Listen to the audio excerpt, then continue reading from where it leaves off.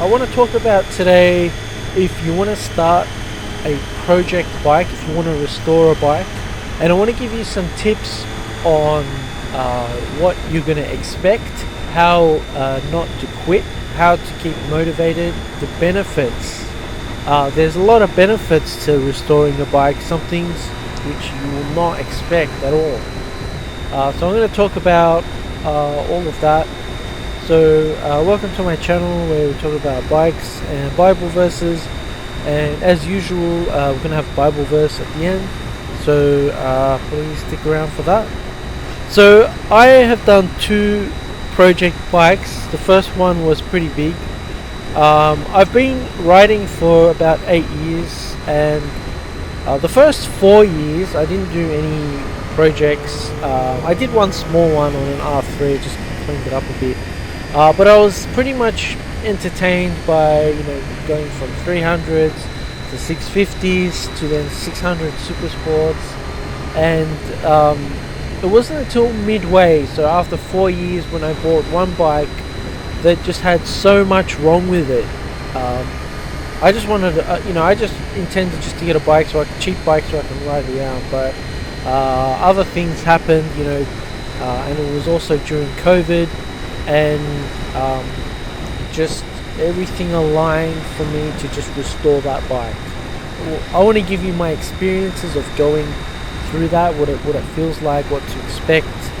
The main reason why people quit on a project bike, when I was working on my ZX6, I wanted to quit so many times. I wanted to quit even before starting, and I want to tell you, after going through that was probably a bike that maybe a lot of people would have quitted on, but it was so satisfying when I got to the end of that, and it was absolutely worth it, and I really have good memories of working on that bike.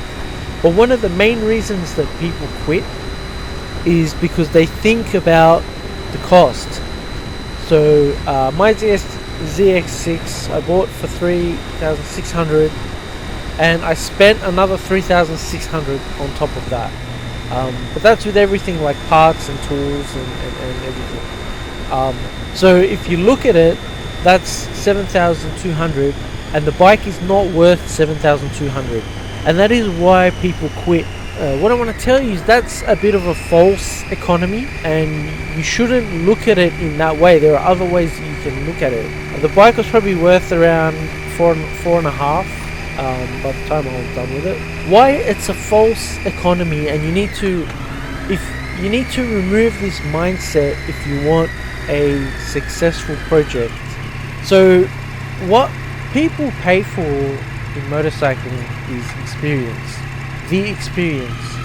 And if you buy a brand new bike, people don't buy brand new so that they don't spend much on repairs. You spend a lot more on a brand new bike than what you would restoring a bike that has less value than what money you put on it. You can buy a brand new bike, say for $16,000. You ride it around for 2 or 3 years. You'll probably lose around $4,000 on that bike. And this whole idea of it's new and it won't cause you any problems, so you won't spend money on it, is rubbish. Because you got to spend money on servicing, and the insurance is a lot higher. So people pay for experience. The experience of riding a new bike, and that's why it's worth it when you restore a modern classic bike, because it becomes pretty reliable. I mean, you might still have problems with it, but it becomes fairly reliable. Once you get over that mindset about spending more than what the value of the bike is, then you're on the road for success. To finish your project bike, and it is worth the experience of not just doing the work but actually riding the bike.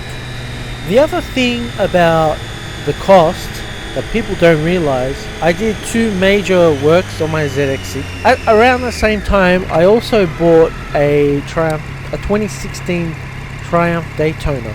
So this bike that I'm on now, I later, after I bought it, realized that it needed to do its valve clearance check and adjustment, and that is a $1,000 service. And if I hadn't done the project, all the work and experience that I gained on a project bike, there is no way that I would have opened up and actually done the valve clearance myself on my Daytona. You know, when I was spending all that money on my ZX6, I didn't realize that it was going to save me $1,000 in the future, because I was able to be confident enough to do the valve clearances on my Daytona. What gets me is when people have a very narrow focused view.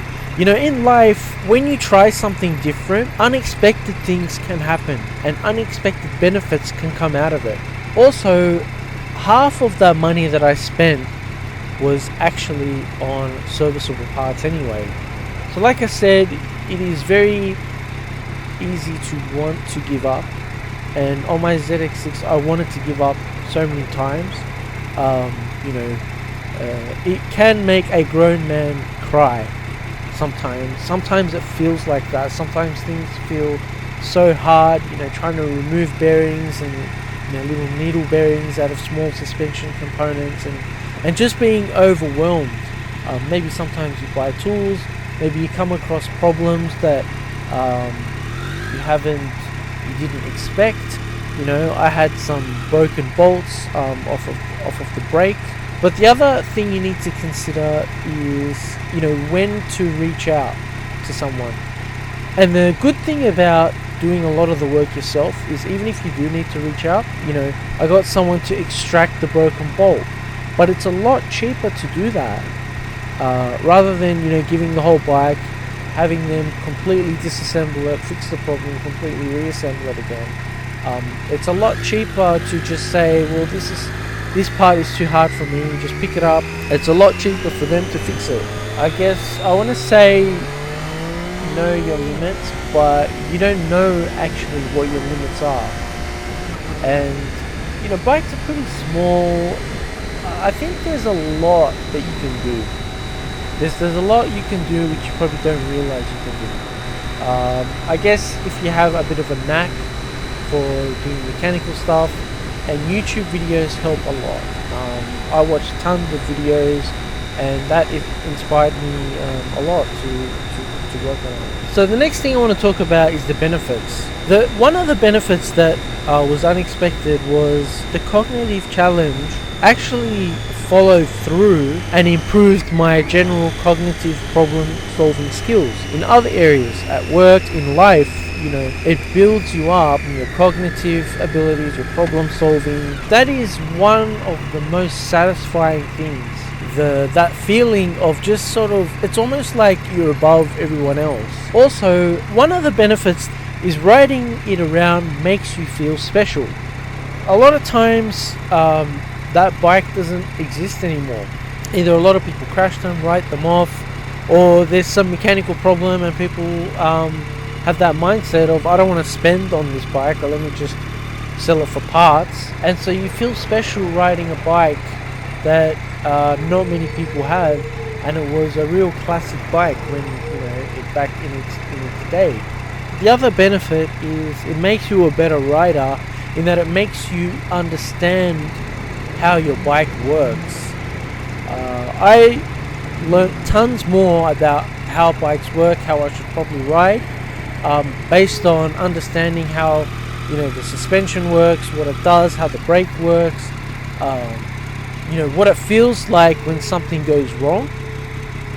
Even though I guess I don't recommend knowingly riding around on a bike that there's something wrong with it, although in my case with my ZX6 there was a lot that was wrong, and there was a lot that actually went wrong while I was riding, which is one of the things that pushed me to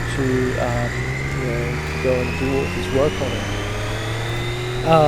Another final reason is in the times that we live in, and the lack of resources, and inflation, and just not having as much stuff you can waste. It's satisfying to be able to restore something and keep more things in this world. It's just a satisfying feeling to do that. So I just want to end here with the Bible verse as usual, and that's from Romans chapter 8 verse 28, when it talks about how all things end up for good for those who love the Lord. Now, what that verse means is sometimes when things might seem hard, but all things will end for your good, for those people who love the Lord. Now, the other thing about that verse is, I guess, a bit of a warning for those people who don't love the Lord. I have a bit of a testimony in my life. I thought I would say that I was a believer and I believed in God, but my works weren't what I didn't show that I believed in God. And I ate from the fruits of that poison, and that wasn't for my good. That was the poison of doing wrong and living in sin. But when you turn away from sin and you turn to God, even though hardships come to you, but all things work out for your good and for God's purpose. And my life is a testimony of that. My life is a testament of that, of being on both sides, of living for the evil desires of the flesh, and reaping the poison, and living for God and loving God, which means that the things that you do, the way you act in your life, show that you're doing it for God. So yeah, if you're gonna start a project, good luck, and just hang in there, don't give up. I'm sure you'll be very, very satisfied. It might take a while, but you will be very satisfied. So that's all I've got. If you like this video, please hit like, make a comment, and subscribe, and take it easy and ride safe.